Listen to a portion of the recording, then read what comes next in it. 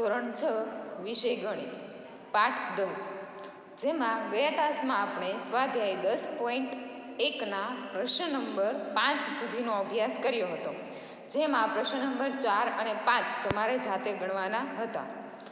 હવે આજે આપણે પ્રશ્ન નંબર 6નો અભ્યાસ કરીશું, જેમાં તમને પ્રશ્ન આપેલો છે, આકૃતિ આપેલી નથી. તમારે આકૃતિ જાતે દોરી અને સમજૂતી માટે દોરવાની છે, ન દોરો તો પણ ચાલે.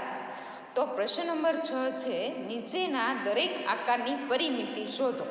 પરિમિતિની વ્યાખ્યા આપણે પ્રસ્તાવનામાં જોઈ તો કે ભાઈ જે આ ફરતી બોર્ડર છે એને પરિમિતિ કહેવાય. કોઈ પણ આકાર હોય, ચોરસ, લંબચોરસ, ત્રિકોણ, તો જે ફરતી બોર્ડર છે એને પરિમિતિ કહેવાય. સામાન્ય ભાષામાં સમજૂતી માટે એમ યાદ રાખવાનું, પરિમિતિ એટલે કે ફરતી બોર્ડર. પહેલો દાખલો જોઈએ. 3 સેમી, 4 સેમી અને 5 સેમી લંબાઈની બાજુવાળો ત્રિકોણ. ભાઈ આપણે સમજૂતી માટે ત્રિકોણ તો દોર્યો જ છે, તો દરેકની લંબાઈ કેટલી આપી છે? તો એકની 3 સેમી, એકની 4 સેમી અને એકની 5 સેમી. એવી રીતે લંબાઈ આપેલી છે 3 એ 3 બાજુની. તો હવે એ જે બાજુઓ છે એ ત્રિકોણની પરિમિતિ શોધવાની છે. તો ત્રિકોણની પરિમિતિનું સૂત્ર જોઈએ.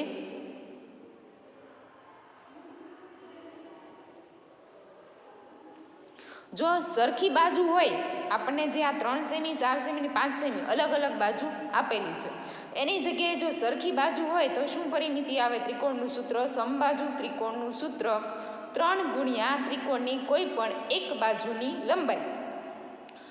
એ ક્યારે આવે? તો કે જ્યારે ત્રિકોણની ત્રણેય બાજુના માપ સરખા હોય ત્યારે. જ્યારે ત્રિકોણની ત્રણેય બાજુના માપ અલગ અલગ હોય તો આપણે શું કરવાનો? સરવાળો કરવાનો. તો કે 3 સેમી વત્તા 4 સેમી વત્તા 5 સેમી. હવે આ ત્રણેય બાજુ છે એનો શું કરશું આપણે? સરવાળો. 3 વત્તા 4 વત્તા 5, 12 સેમી. આ શું થયું? આપણે ત્રિકોણની પરિમિતિ. ફરીથી જોઈએ. જો આ ત્રિકોણની બાજુઓના માપ છે એ કેવા આપેલા છે? આપણને અલગ અલગ આપેલા છે. એની જગ્યાએ જો સરખા હોય, સમબાજુ ત્રિકોણ હોય તો તેનું સૂત્ર છે સમબાજુ ત્રિકોણની પરિમિતિ બરાબર 3 ગુણ્યા કોઈ પણ એક બાજુની લંબાઈ. હવે જ્યારે અલગ અલગ બાજુની આપેલી હોય લંબાઈ ત્યારે શું કરવાનો? એ બધી બાજુ હોય એનો સરવાળો કરવાનો, એટલે આપણને જવાબ મળી જશે.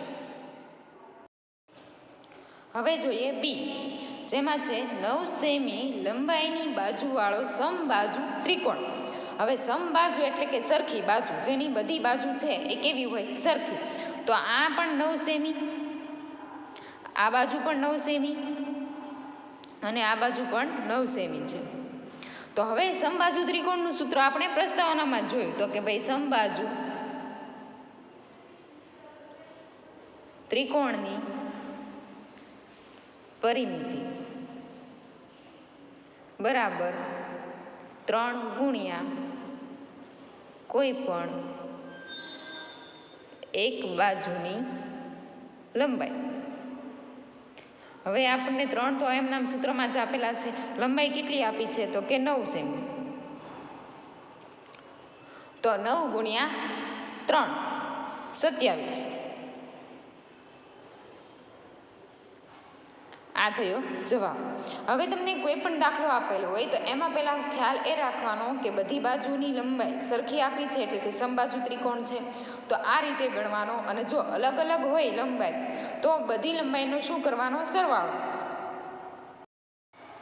હવે જોઈએ સી, સમદ્વિબાજુ ત્રિકોણ જેની સમાન બાજુની લંબાઈ 8 સેમી અને ત્રીજી બાજુની લંબાઈ 6 સેમી છે. હવે સમદ્વિબાજુ, દ્વિ એટલે 2. હવે એવો ત્રિકોણ કે જેની 2 બાજુની લંબાઈ છે એ કેવી છે? સરખી. એક બાજુની જે ત્રીજી બાજુ છે એની લંબાઈ કેવી છે? અલગ. તો જ્યારે આપણને સમદ્વિબાજુ કહે તો સમદ્વિબાજુમાં સમાન બાજુની લંબાઈ 8 સેમી કીધેલી છે, તો આ 8 સેમી, આ પણ 8 સેમી. હવે અલગ બાજુની ત્રીજી બાજુની લંબાઈ કેટલી કીધી છે? તો કે 6 સેમી. આ ત્રિકોણ માત્ર સમજૂતી માટે છે, તમે દોરો તો પણ ચાલે અને ન દોરો અને સીધો દાખલો ગણો તો પણ ચાલે. હવે આપણને આમાં ત્રણેય બાજુ સરખી આપી નથી એટલે બાજુનો શું કરશું? સરવાળો. તો પરિમિતિ બરાબર દરેક બાજુનો સરવાળો. તો ભાઈ આપણને બે બાજુ તો આપેલી જ છે, એક તો 8 સેમી વત્તા 8 સેમી વત્તા ત્રીજી બાજુની લંબાઈ છે 6 સેમી, 8 ને 8 16 વત્તા 6 22 સેમી સરવાળો થશે. હવે જોઈએ પ્રશ્ન નંબર 7. હવે જેમાં આપેલું છે બાજુઓના માપ 10 સેમી 14 સેમી અને 15 સેમી છે, તો તેવા ત્રિકોણની પરિમિતિ શોધો.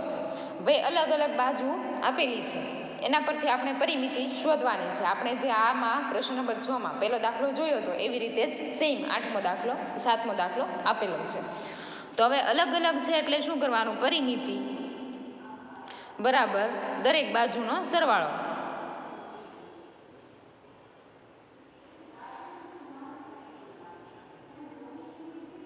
તો એકમાં 10 સેમી વત્તા 14 સેમી વત્તા 15 સેમી. હવે આ દરેકનો શું કરશું, સરવાળો. જવાબ આવશે 39 સેમી.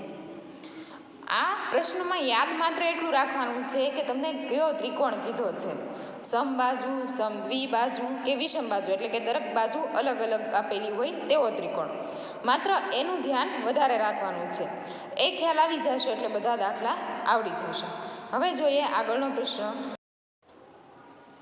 હવે જોઈએ પ્રશ્ન નંબર 11, જેમાં અત્યાર સુધી તમને કોઈ પણની પરિમિતિ આપેલી નહોતી, પરિમિતિ શોધતા હતા. હવે આમાં એવું થશે કે કુલ લંબાઈ આપણને આપેલી છે પરિમિતિ, એમાં પરથી તમારે બાજુનું માપ શોધવાનું થશે. તો દોરીના ટુકડાની લંબાઈ 30 સેમી છે. એક દોરી છે એ ટુકડો છે એનો, એની કુલ લંબાઈ કેટલી આપી છે, 30 સેમી. હવે એ દોરીનો ઉપયોગ કરીએ એક ચોરસ, સમબાજુ ત્રિકોણ, નિયમિત ષટકોણ રચવા માટે કરવામાં આવે છે. તો દરેક આકૃતિમાં એક બાજુની લંબાઈ કેટલી થશે? ભાઈ આપણને આમાં પરિમિતિ તો આપેલી છે કે ભાઈ આખી દોરીની લંબાઈ છે એ કુલ કેટલી છે, 30 સેમી. હવે તેના પરથી તમારે એક બાજુની લંબાઈ છે એ શોધવાની છે. તો ચોરસની પરિમિતિ 4 ગુણ્યા એક બાજુની લંબાઈ. હવે એ લંબાઈ આપણે શોધવાની છે એટલે અહીંયા આવશે પ્રશ્નાર્થ ચિહ્ન. હવે પરિમિતિ આપણને કેટલી આપી દીધી છે, તો કે 30 સેમી બરાબર 4 ગુણ્યા એક બાજુની લંબાઈ. આપણે ચોરસથી શરૂઆત કરી તો ચોરસની પરિમિતિ શોધી હોય તો એનું સૂત્ર છે ચોરસની પરિમિતિ બરાબર 4 ગુણ્યા એક બાજુની લંબાઈ. તો એક બાજુની લંબાઈ છે એ આપણે શોધવાની છે. તો પરિમિતિ આપણને 30 સેમી આપેલી છે. હવે તેથી એક બાજુની લંબાઈ બરાબર પરિમિતિ છે એમાં 4 છે એ આ બાજુ જશે, અહીંયા ગુણાકારમાં સંબંધ છે, પરંતુ જ્યારે પરિમિતિની આ બરાબરની આ બાજુ જશે ત્યારે ભાગાકારમાં આવી જશે. 30 સેમી છેદમાં 4. હવે આપણે અહીંયા 30 ભાગ્યા 4 કરવાના.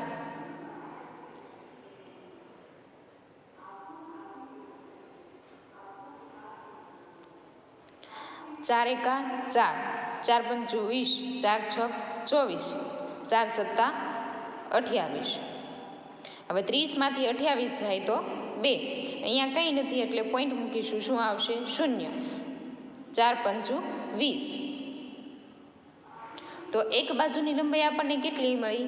7.5 સેમી. ફરીથી જોઈએ તો આપણને છે એ ચોરસ છે એની પરિમિતિ આપેલી હતી, એટલે કે દોરીના ટુકડાની કુલ લંબાઈ આપણને આપેલી હતી. પરિમિતિ એટલે બોર્ડર. તો ભાઈ ચોરસ બનાવે તો બોર્ડર તો દોરીની મદદથી જ બનાવશે. તો દોરીની કુલ લંબાઈ આપેલી હતી એટલે ચોરસ આખું છે એ કુલ કેટલું થયું? 30 સેમી.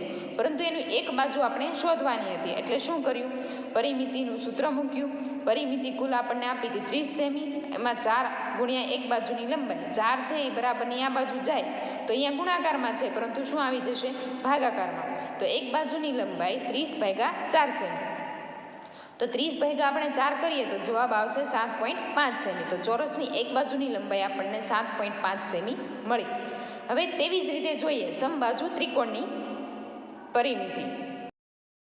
હવે બીજું છે એ આપણને એમ કીધું છે કે સમબાજુ ત્રિકોણ આપેલું છે, તેની એક બાજુની લંબાઈ શોધવાની છે. તો સમબાજુ ત્રિકોણની પરિમિતિ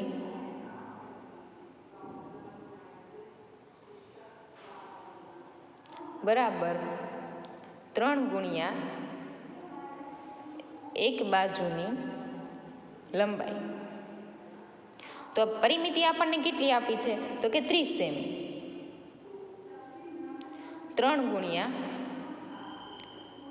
એક બાજુની લંબાઈ. હવે 30 સેમી આ બાજુ છે, 3 છે એ ગુણાકારમાં છે, આ બાજુ આવશે 30 સેમીની નીચે, તો શેમ આવી જશે? તો કે ભાગાકારમાં. 30/3 બરાબર એક બાજુની લંબાઈ. 30/3 કરીએ તો શું આવે? 10.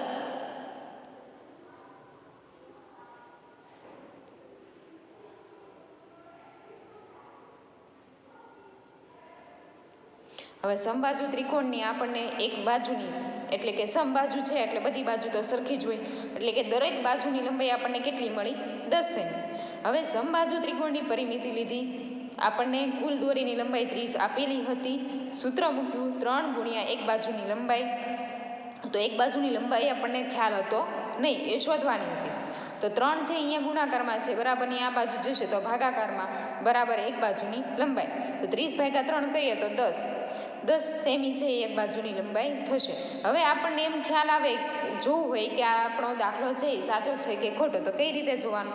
તો સમબાજુ ત્રિકોણની પરિમિતિ તો આપણને ખબર જ છે, તો સૂત્ર 3 અને એક બાજુની લંબાઈ કેટલી મળી આપણને? 10. તો 10 તેરી 30. દોરીની લંબાઈ કુલ કેટલી હતી?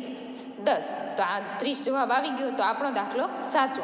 આ ખાલી ચેક કરવા માટે છે કે આપણો દાખલો જે ગણ્યો એ સાચો છે કે ખોટો. પરીક્ષામાં 8થી આગળ ગણવાનું નથી.